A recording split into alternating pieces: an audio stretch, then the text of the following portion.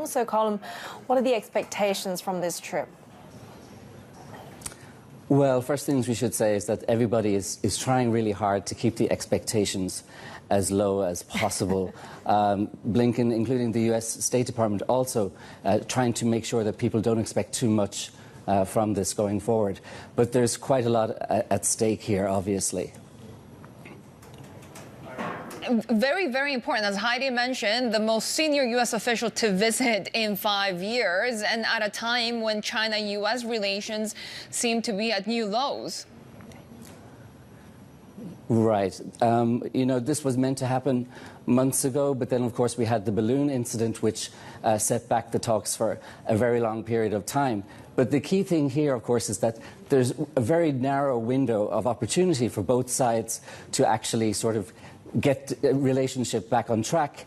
And that's, of course, because we have a US election next year, and we have Taiwanese elections early next year as well. So there's a lot of factors coming into play that will make discussions between the two sides more and more difficult going forward. And I think there's a recognition by both sides that, you know, they really need to move quickly.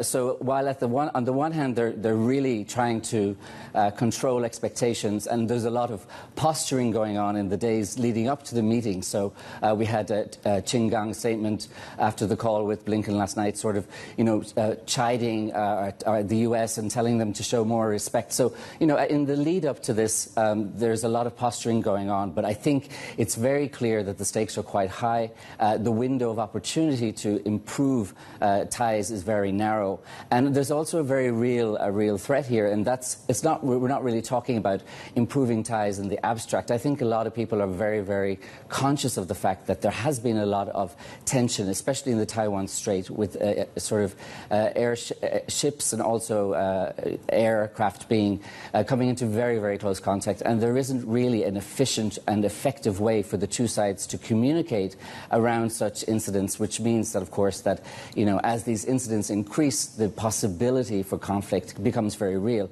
So I think that's the major deliverable in terms of this meeting. Can we get a situation whereby these types of conflicts in the Strait can be managed effectively going forward?